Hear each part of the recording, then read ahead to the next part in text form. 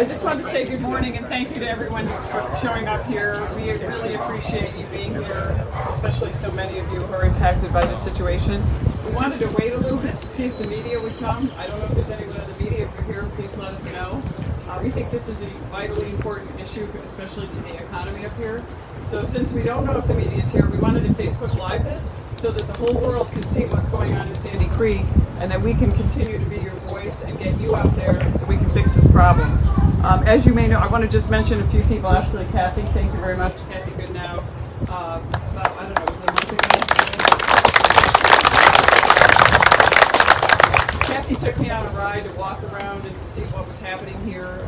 This gorgeous day. As I said, I felt like I was in the Atlantic Ocean, but not, with all the sand and that beautiful environment. Logan from Senator Patty Ritchie's office, our Sandy Creek Fire Chief, there he is, hiding over here, Lance Collins, Nancy Ridgway, Town Supervisor, Legislator Mike Gary, he's right here, our Endicott Police Chief, Patrick Gary's back there. I ran into him the other day at a police roundtable, and he said he was up here. I couldn't believe it. I was like, how many people from the Southern Tier are here? And Nick Allen. A lot. Over there. Oh, Nick, right over here from Senator Barkley's office as well.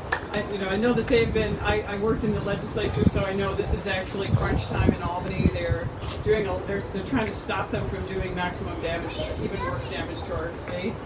So I know they're working very hard, and obviously with Assemblyman Barkley now being our minority leader, he's leading the charge against what could be even worse regulations and rules coming down. A little bit about my background. My fight against the DEC, and particularly Article 15, which has to do with the regulations concerning lakes, streams, ponds, riverways, is been started back when we had flooding, as far back as 2011, 2012, 13. Some of you from the Southern Tier had severe flooding. We've continued to have flooding, but we're trying to find out if this is going to apply.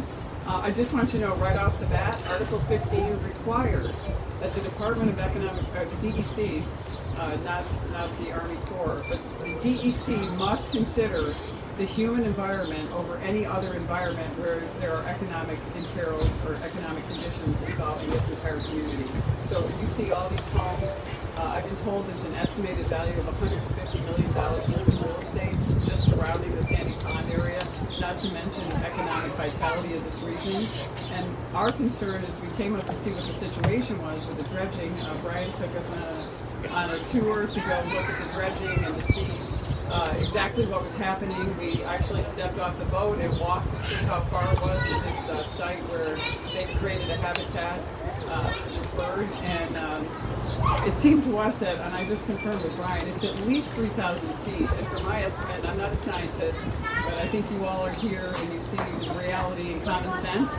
There is no way that this dredging is going to impact the habitat of these birds. So, we are very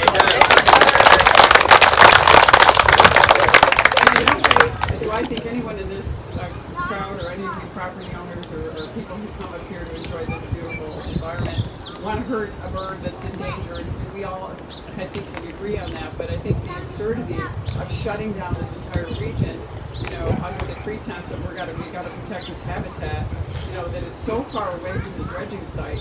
And I feel like what's the problem? When I saw it, I said, how do you get boats in and out? And we talked about the emergency situation. We're bringing emergency boats into Sandy Pond, out to Sandy Pond, and this impacts not only economic factors, it also impacts the ability and the safety of the residents here, and so we're very concerned about that. That also is a priority for any regulations involving the DEC. So we've written to the DEC. I also just wrote another letter urging the Army Corps of Engineers to immediately deal with this issue now and to allow the dredging right away. We know that we're not going to impact the bird.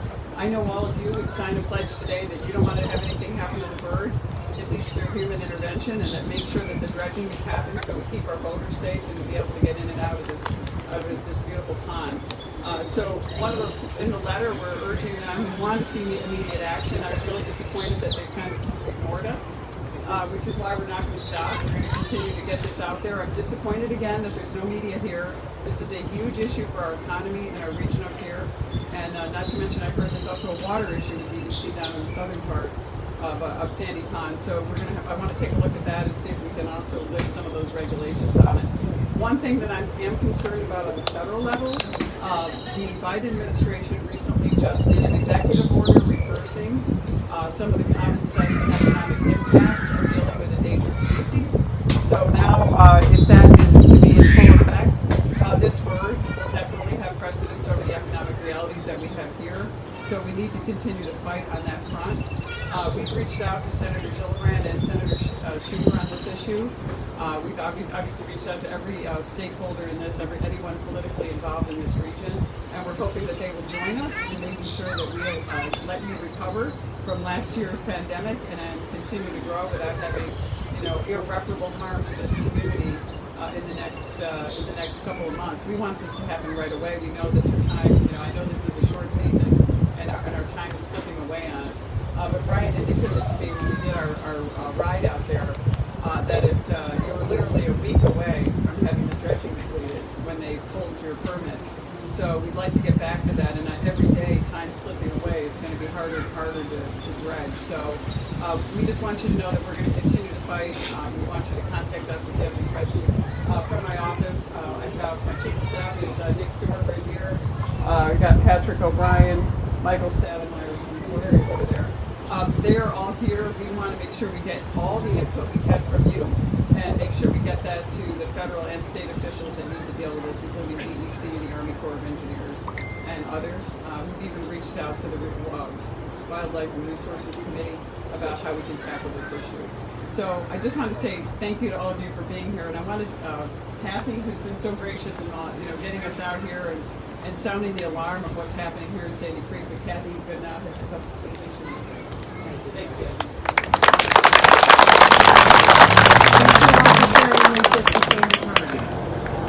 We have to raise the awareness to public safety and getting out into the channel.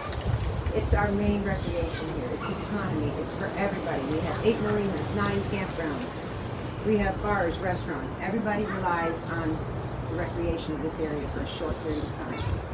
Our latest efforts when we tried to dredge with the Army Corps of Engineers and the DEC, we submitted a plan to dredge out in the water on the lakeside in 1 foot and 2 foot of water, but the equipment being solely in the water.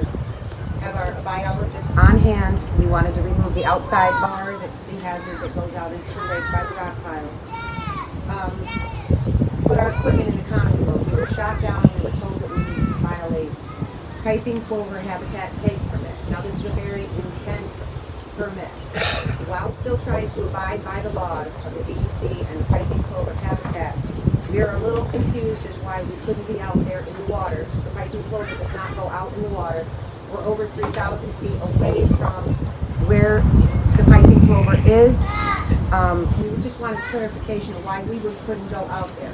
The other thing is that with the channel being so narrow, the boaters can't get out there on the lakeside on a convey to recreate out there. So therefore, now they have closed off the north side, has all been roped off for piping plover habitat to respect that they are actually below the high water mark. But we have an economic issue here. We have an economic issue, and I thank you so much for coming here and expressing the need to help us. We really appreciate that.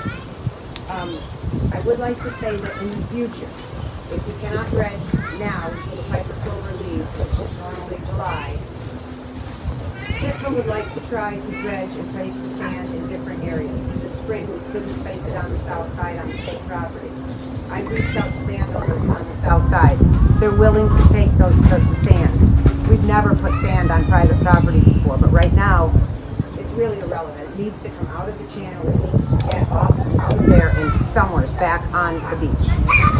So for future, we'll probably be looking for funding for that, working with the homeowners, landowners, putting the sand back on, dredging maybe in the spring, before the end of February. We can do this, or March, which as you all know is going to be very difficult for us to get out there and dredge a channel.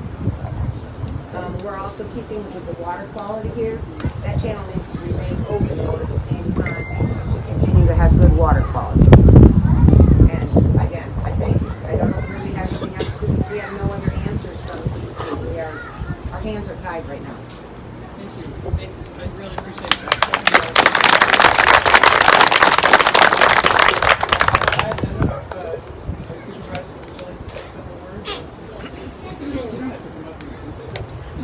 morning, and I'm glad to see all of you here. I'm sure at some point you have wondered why the town doesn't do something.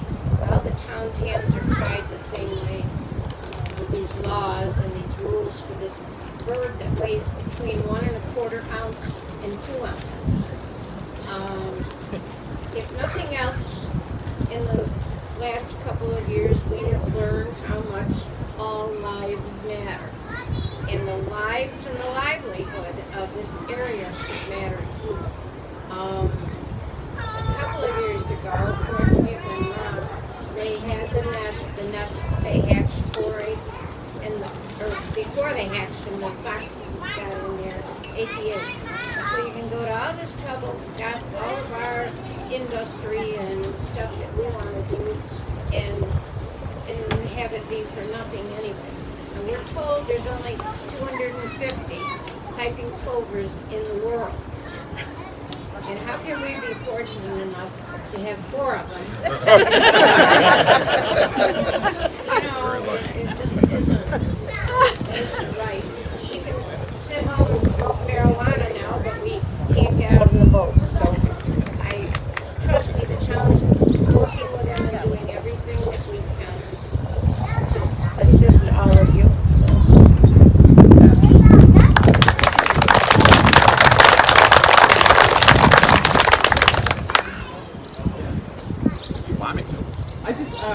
So Pat Gary, we talked about, he said he'd be willing to say something. As somebody who's come here for many years, I also met with slightly been coming here for 55 years.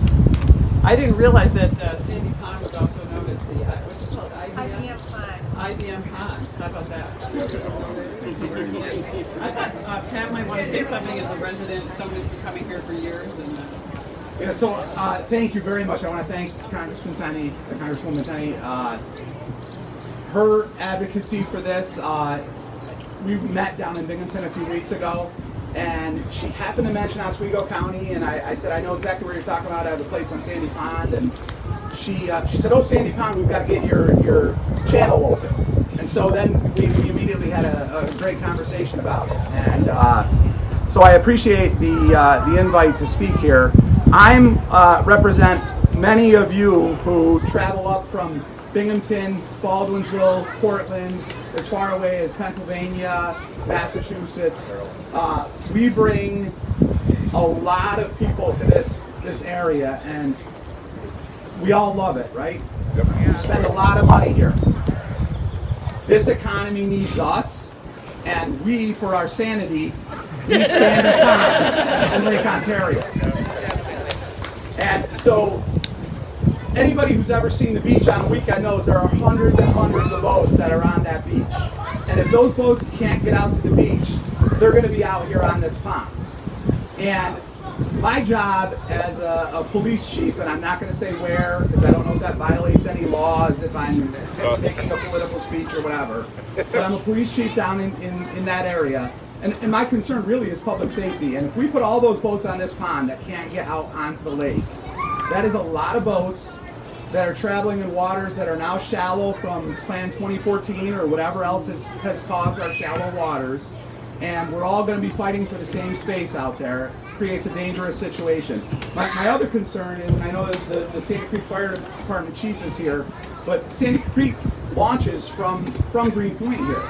And so we have the whole eastern shore of the lake that is at risk if they can't get out there, or if they go somewhere else to put their boat in, they're not going to be able to get in here in the pond. So I know I'm really stating the same things that have already been said, but I don't think it can be said enough, and I just appreciate the Congresswoman coming here and fighting for this issue. So thank you very much.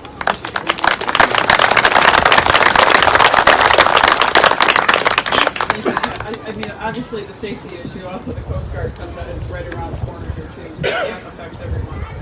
We just want to make sure that we continue, we're not going to quit. I worry about every day losing that ability to get the dredging done. And they're really concerned about that, and losing an entire year and losing our economy and having some businesses closed for good. I'm a small business owner. I know that a lot of our customers ended up closing for good. And because of the pandemic last year, and we just can't let this happen up here. And we are just trying to fight every day. I know that I've joined one of the Facebook pages we have. I'm trying to get in. if we could get as much input from everyone in this community, the facts, the numbers, the valuations I have on the homes is an estimate, but I know we can get that probably from the town and from the regional area. Also, the economic impact of what would happen here, all that data would be really important to make our case to DEC and the Army Corps of Engineers because of the way that the economic environment and the human environment are supposed to take precedence under our regulatory system over the fish and fowl environment. And we've had these problems in flooding areas with a lot of streams. And again, I want to emphasize, I don't think anyone here wants to disrupt or hurt this piping plover, but it's so far away from the dredging area. It just appears to me that we can do this so safely without even impacting it at all, even on the north side. And so apparently it's not actually a nesting pair on the north side. No, I believe it is. Is it a nesting pair? Oh, I thought I heard they were two males. But so anyway, I mean, I feel like we can still do that. We can all enjoy nature and this beautiful community and really a unique part of the world. I mean, it really is unique, and we hate to see it just shut off consistently. I mean, this is what we're doing it for, isn't it? I mean, young people coming up and to enjoy this forever, and I'm just very